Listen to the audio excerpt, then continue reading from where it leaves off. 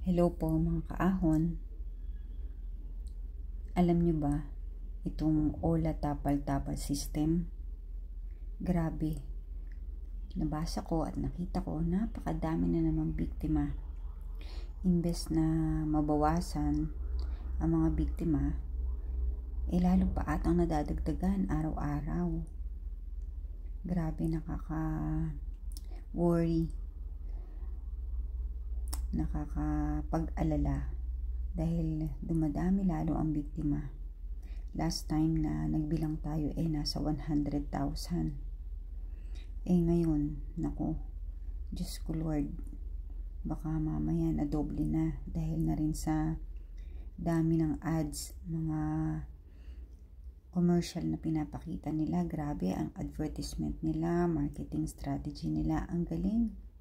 Ang galing ng mga Ola. Wala talaga silang konsiderasyon. Katulad na lang nito. Alam ba ng references mo na ginawa mo silang reference? Ito ay isang text galing sa isang Ola agent.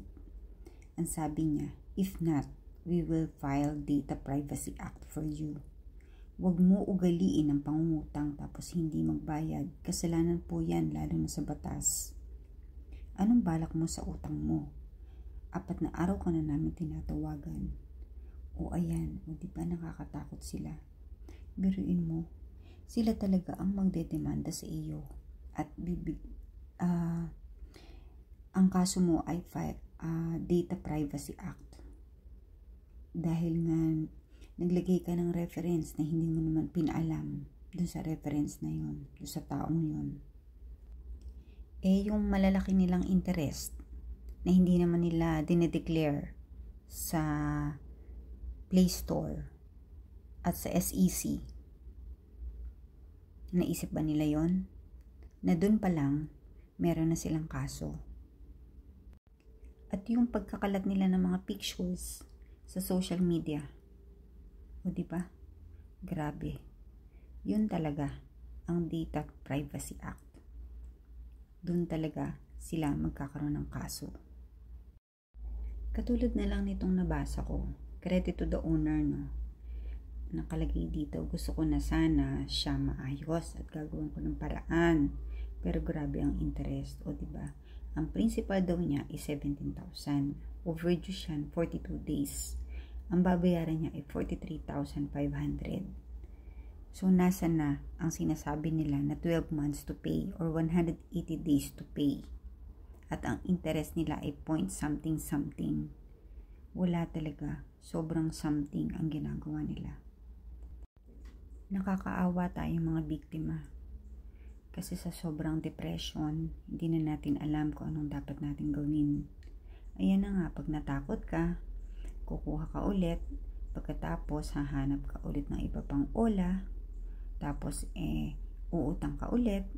Tapos hanggang sa magkatapal-tapal na hindi mo namamalayan dahil sa sobrang takot mo at sa sobrang taranta mo dahil nga 7 days lang On the 6th day, tatawagan ka na nila agad para maghanap ka ng pambayad. Yan ang nagiging sistema. Tapal ng tapal, utang ng utang hanggang sa magkapatong-patong na. At pati ang interest ay patong-patong na din hanggang sa hindi mo na alam na ganun na pala kalaki. Ganun na pala ang babayaran mong utang. Nag-accumulate na ng nag-accumulate. Dahil nga ang nasa isip mo lang ay takot. Takot at gawa ng paraan na makabayad sa kanila. Ang maa-advise ko lang po, beware po tayo kapag po nakita natin itong mga logo na to sa mga ads at mga link.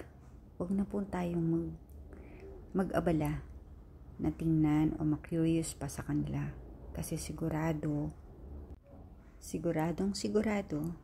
na ready sila na mabiktima tayo. Patuloy po tayong mag-aral, magbasa, panoorin ng mga videos tungkol sa mga Ola. Mabuti na po na tayo ay may alam. Till our next video, don't forget to like and subscribe at Navi. Thank you and God bless.